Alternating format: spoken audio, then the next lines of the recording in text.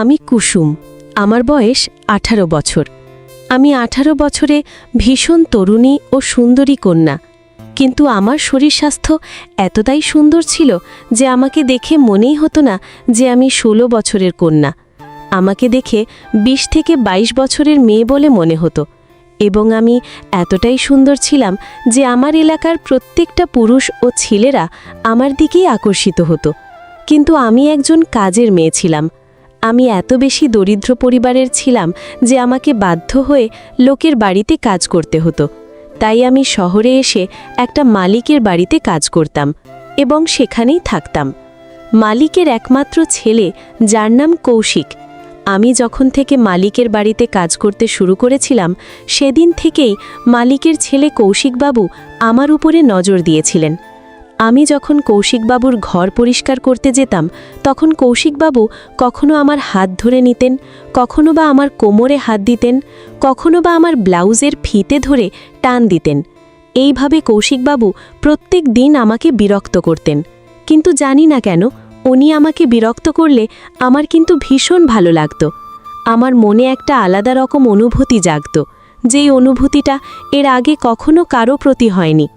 অন্য কোনো পুরুষ যখন আমার দিকে নোংরা দৃষ্টিতে তাকাতো, তখন কিন্তু আমার মোটেও ভালো লাগতো না। কিন্তু কৌশিকবাবু আমাকে স্পর্শ করলে আমার ভীষণ ভালো লাগতো। ওনার স্পর্শ পেয়ে আমার মনে একটা আনন্দ জাগত। আমি নিজেই বুঝতে পারছিলাম না যে কেন আমার সঙ্গে এই রকমটা হচ্ছিল। কেন আমি মালিককে বা মালকিনকে অভিযোগ জানাতে পারিনি যে কৌশিকবাবু আমাকে বাজেভাবে স্পর্শ করেন ও আমাকে বিরক্ত করেন? কারণ আমি হয়তো মনে মনে কৌশিকবাবুকে পছন্দ করে ফেলেছিলাম, এবং আমি ভুলেই গেছিলাম যে আমার সামর্থ্য কত দূর। আমি একজন দরিদ্র অসহায় পরিবারের মেয়ে ছিলাম। আমি যে একজন কাজের মেয়ে সেটা হয়তো আমি ভুলেই গেছিলাম, এবং মনে মনে কৌশিকবাবুকে ভালোবাসতে শুরু করেছিলাম। এদিকে মালিকের বাড়িতে কাজ করতে আমার ভীষণ ভালো লাগতো, এবং ভালো লাগার কারণটা ছিল কৌশিকবাবু। আমাদের গ্রাম থেকে আমরা ৪ জন মেয়ে এসেছিলাম শহরে, এবং আমরা ৪ জনে আলাদা বাড়িতেই কাজ করতাম। আমি যে বাড়িতে কাজ করতাম সেই বাড়ির মালিক ও মালকিন বেশ ভালোই ছিল। মালকিন একটু কড়া মেজাজের ছিলেন। আমার কাজ একটু ভুল ত্রুটি হলে উনি মাঝে মধ্যে আমাকে বকাও দিতেন। মালিকের বাড়িতে কাজ করতে করতে কখন যে ১ মাস হয়ে যায় তার টেরও পাইনি। তারপর একদিন মালিক ও মালকিন বাড়িতে ছিলেন না, এবং আমি ওই সময় রান্নাঘরে বাসন মাজছিলাম। তারপর হঠাৎ করে কৌশিকবাবু পেছন দিক থেকে এসে আমাকে জড়িয়ে ধরেন। আমি তখন অনেক বেশি ভয় পেয়ে ঘাবড়ে গিয়ে বললাম, কৌশিকবাবু, আপনি এটা কি করছেন? আমাকে ছেড়ে দিন।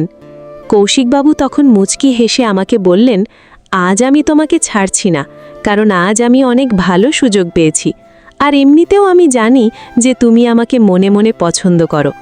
কৌশিকবাবুর কথা শুনে লজ্জায় আমার গাল দুটো লাল হয়ে গেছিল, এবং আমি এত বেশি লজ্জা পেয়েছিলাম যে ওই সময় আমার মুখ থেকে কোনো কথা বের হয়নি।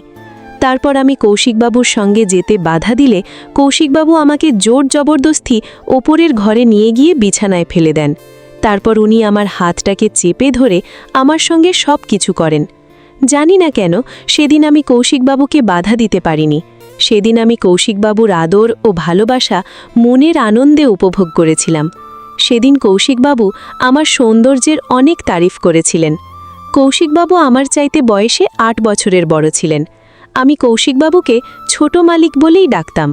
সেদিন কৌশিকবাবুর আদর ও ভালোবাসা পেয়ে আমি ভীষণ খুশি ছিলাম, এবং ভেবেছিলাম কৌশিকবাবুও নিশ্চয়ই আমাকে ভালোবাসেন, যার জন্যই তো উনি আমার সঙ্গে এই সম্পর্কটা তৈরি করেছেন।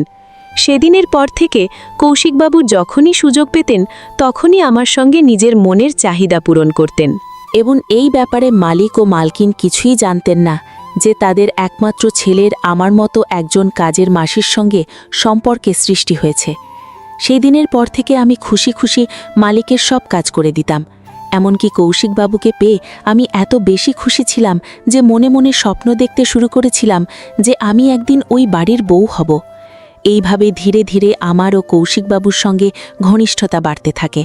কিন্তু কৌশিকবাবু নিজে মুখ ফুটে আমাকে কখনো বলেননি যে সে আমাকে ভালোবাসে বা পছন্দ করে। কৌশিকবাবু তো আমাকে একটাই কথা বলতেন যে, কুসুম, তোমার সঙ্গে টাইম কাটাতে আমার ভীষণ ভালো লাগে, এবং তুমি এতটাই সুন্দরী যে তোমাকে দেখে কেউ বলবেই না যে তুমি একজন কাজের মাসি। এইভাবে 1 মাস কেটে যাওয়ার পরে একদিন মালিকের বন্ধু আসেন নিজের মেয়েকে সঙ্গে নিয়ে। আসলে সেদিন তারা কৌশিকবাবুকে দেখতে এসেছিল। বড় মালিক কৌশিকবাবুর বিয়ে তার বন্ধুর মেয়ের সঙ্গে দিতে চেয়েছিলেন। সেদিন আমি যখন এটা জানতে পারি যে কৌশিকবাবুকে দেখতে এসেছে, তখন আমার মাথায় যেন বাজ ভেঙে পড়ে। সেদিন মনে হচ্ছিল যেন আমার মাথা কাজ করা বন্ধ করে দিয়েছে।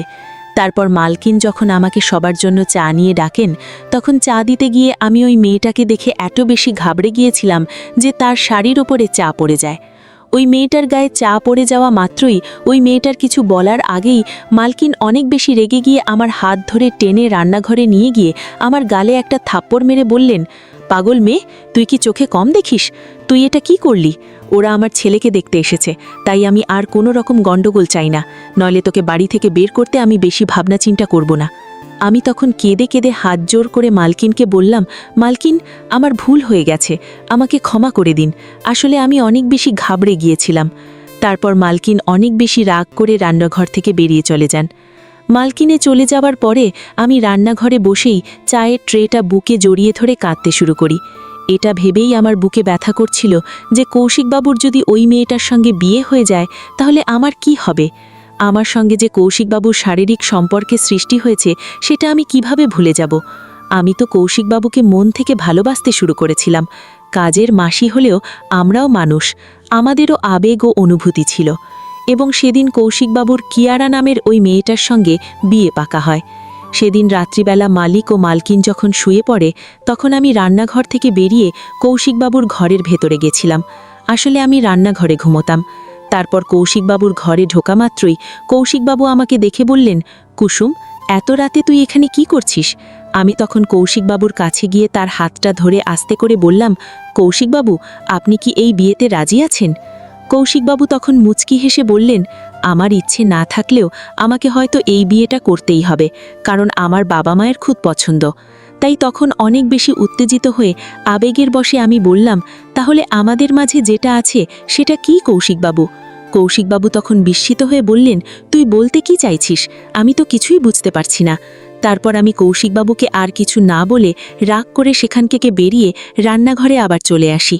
আর সারা রাত ধরে একটাই কথা ভাবতে থাকি যে আমার ও কৌশিকবাবুর মাঝে যে সম্পর্কটা তৈরি হয়েছে সেটা তাহলে কি?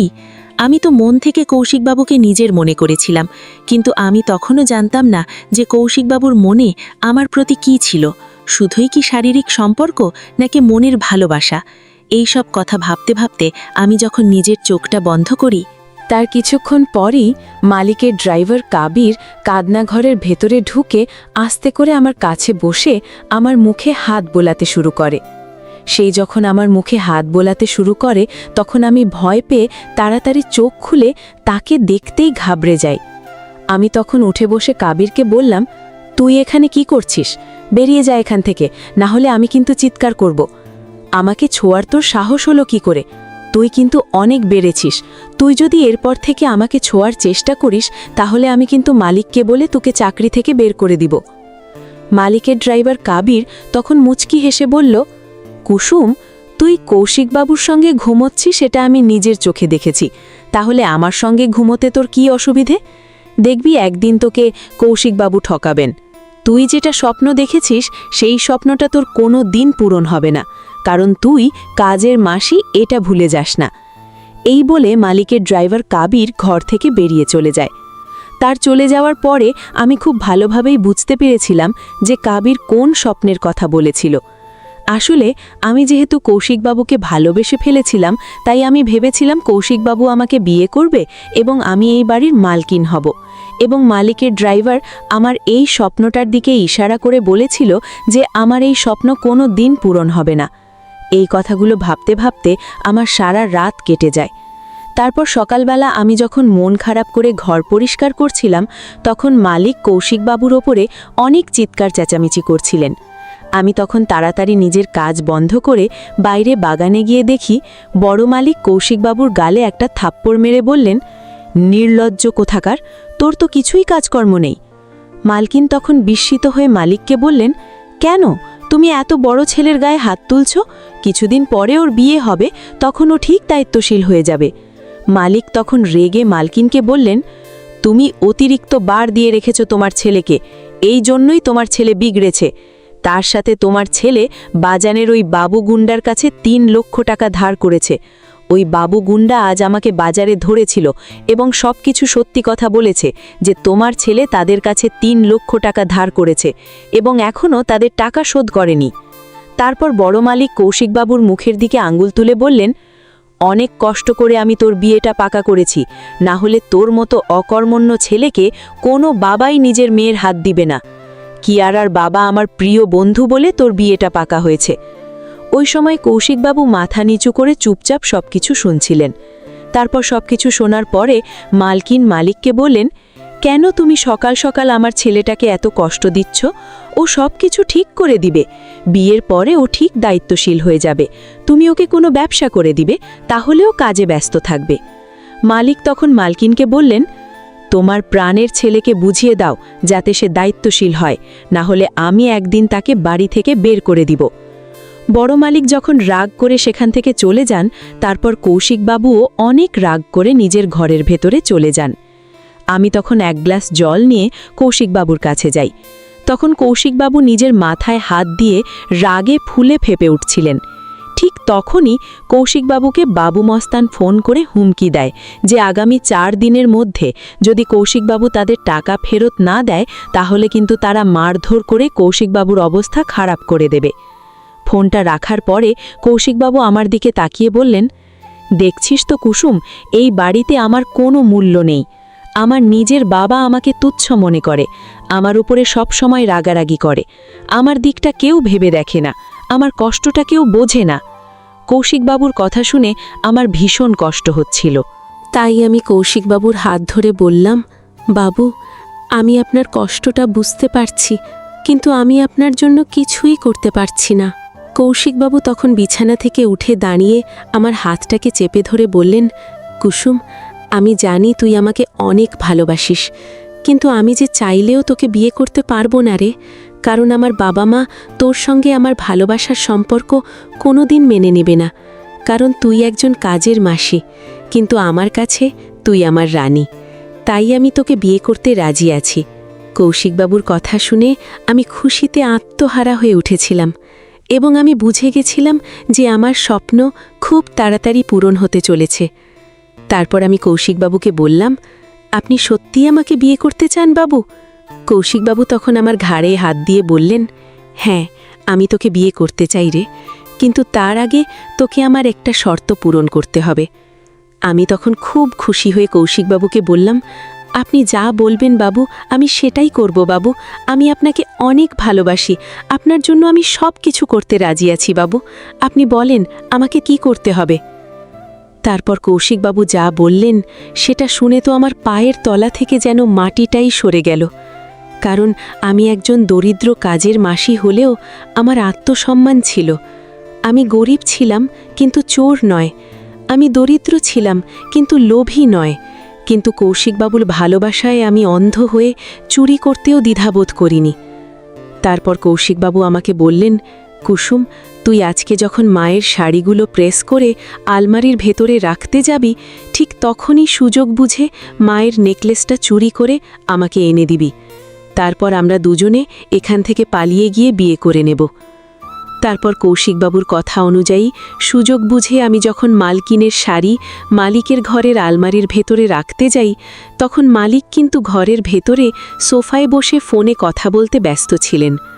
ওই সুযোগে আমি তাড়াতাড়ি মালকিনের নেকলেসটা লকার থেকে বের করে ব্লাউজের ভেতরে ভরে নিই। ওই সময় ভয়ে আমার হাত কাঁপছিল, আমার কপাল থেকে ঘাম ঝরছিল, এটা ভেবে যে যদি মালিক দেখে নেয় তাহলে আমার কি হবে। মালিক ও মালকিন আমাকে অনেক ভরসা করতেন, কিন্তু আমি তাদের বিশ্বাস ও ভরসা ভেঙেছিলাম। তারপর নেকলেসটা চুরি করে চুপচাপ মালিকের ঘর থেকে বেরিয়ে এসেছিলাম। মালিকের ঘর থেকে বেরোনো মাত্রই কৌশিকবাবু আমার কাছে এসে আস্তে করে জিজ্ঞেস করলেন, কুসুম, কাজ হয়েছে?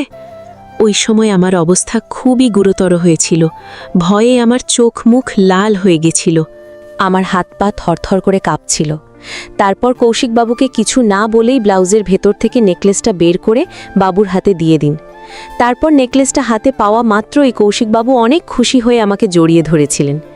তারপর আমি কৌশিকবাবুকে জিজ্ঞেস করলাম যে, বাবু, আমরা কবে বাড়ি থেকে পালিয়ে বিয়ে করব? কৌশিকবাবু তখন আমার গাল দুটো টিপে ধরে বললেন, খুব তাড়াতাড়ি যাব। কৌশিকবাবুর কথায় বিশ্বাস করে আমি একটা স্বপ্ন দেখতে শুরু করেছিলাম যে আমি খুব তাড়াতাড়ি কৌশিকবাবুর অর্ধাঙ্গিনী হব। কিন্তু আমি স্বপ্নেও ভাবতে পারিনি যে আমার সঙ্গে এতটা খারাপ হবে। আমার ভালোবাসার পরিণাম আমি এইভাবে পাবো আমি কোনোদিন ভাবিনি। তারপর বেশ কিছুদিন কেটে যাওয়ার পরে যখন কৌশিকবাবুর বিয়ে পাকা করার জন্য মেয়ে পক্ষদের আমাদের বাড়িতে আসার দিন ঠিক হয়, তখন আমি কৌশিকবাবুকে রেগে বলেছিলাম, কৌশিকবাবু, তারা আপনার বিয়ের দিন পাকা করতে আসছে, আপনি কবে আমাকে সঙ্গে নিয়ে পালিয়ে গিয়ে বিয়ে করবেন? কৌশিকবাবু তখন আমার ঘাড়ে হাত দিয়ে বললেন, আরে পাগলি, তুই চিন্তা করছিস কেন? বিয়ের দিন পাকা করতে আসছে, বিয়ে করতে নয়। তাই চিন্তা করিস না, সময়ের সঙ্গে আমি সব কিছু ঠিক করে দিব। তারপর দেখতে দেখতে বাবুর বিয়ের দিন পাকা করার সময় চলে আসে। সেদিন আমি ভীষণ দুঃখিত ছিলাম। আমার মনে কষ্ট হচ্ছিল এটা দেখে যে কৌশিকবাবু কিয়ারা ম্যাডামকে দেখে মুচকি মুচকি হাসছিলেন। আমি এতটাই বোকা ছিলাম যে তখনও বুঝতে পারিনি যে কৌশিকবাবুর মতিগতি কী। সেদিন মালিকের বাড়িতে তাদের আত্মীয় স্বজনেরা ছিল এবং মালিকের বন্ধু ও তাদের পরিবারের সদস্যরা উপস্থিত ছিল। সেদিন বাড়িতে অনেক লোকজন উপস্থিত ছিল, সবাই খুব খুশি ছিল, কিন্তু আমি ভেতরে ভেতরে জ্বলে যাচ্ছিলাম। তারপর সেদিন আমার মনের সব ভুল ধারণাগুলো বুঝতে পারি যে এতদিন কৌশিকবাবু আমাকে ঠকিয়েছে, এতদিন উনি শুধু আমাকে ব্যবহার করেছিলেন। কারণ সেদিন যখন মালিক ও মালকিন জানতে পারেন যে তাদের আলমারি থেকে নেকলেস চুরি হয়েছে, তখন মালিক ও মালকিন আমার ওপরেই সন্দেহ করেছিলেন এবং আমার ওপরে সন্দেহ হওয়াটাই স্বাভাবিক।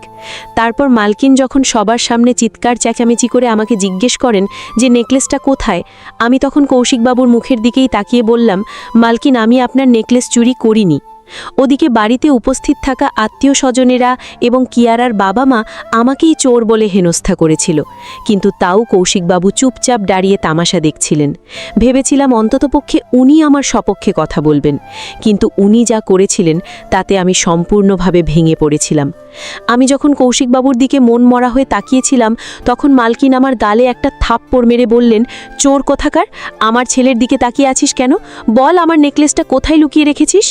ঠিক তখনই কৌশিকবাবু তার মাকে বললেন, হ্যাঁ মা, ঠিক বলেছ, এই মেয়েটাই তোমার নেকলেস চুরি করেছে। এই মেয়েটাকে এক্ষুনি বাড়ি থেকে বের করে দাও, এসব কাজের মেয়েদের বেশি আস্কারা দিতে নেই। বাবুর কথা শুনে আমার পায়ের তলা থেকে যেন মাটি সরে যায়। যার জন্য আমি চুরি করেছিলাম সেই লোকটাই আমাকে চোর অপবাদ দিয়েছিল। তখন আমি কথা বলার মতো অবস্থায় ছিলাম না, কিন্তু আমি খুব ভালোভাবেই জানতাম যে তখন আমি যদি সবার সামনে এই সত্যি কথাটা বলতাম যে কৌশিকবাবুর সঙ্গে আমার শারীরিক সম্পর্ক রয়েছে, উনি আমাকে প্রতিনিয়ত ভোগ করছেন এবং উনি আমাকে চুরি করতে বলেছিলেন, তাহলে কেউ আমার কথার বিশ্বাস করত না। তাই আমি সবাইকে একটাই কথা বলেছিলাম, আমি চুরি করিনি। তাই আপনাদের যদি বিশ্বাস না হয় তাহলে আপনারা আমার জিনিসপত্রের তল্লাশি নিতে পারেন। তারপর মালিক ও মালকিন এবং কিয়ারার বাবা মা তারা সবাই মিলে আমার জিনিসপত্রের তল্লাশি করে যখন কিছু খুঁজে পায়নি তখন আমাকে ছেড়ে দেয়। কিন্তু সেদিন আমি ভেবে নিয়েছিলাম যে যেমন করেই হোক না কেন আমার ওপরে যে চোর অপবাদ দিয়েছে সেটা আমাকে মুছতেই হবে। তাই সেদিন রাতে আত্মীয় স্বজনদের বাড়ি চলে যাবার পরে আমি রাতের বেলা সুযোগ বুঝে লুকিয়ে কৌশিকবাবুর ঘরে গেছিলাম।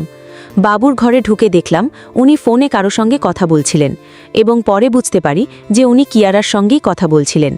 আমি তখন রেগে বাবুকে বললাম, আপনি কেন আমার সঙ্গে এরকম করলেন? আপনি আমাকে ঠকিয়েছেন।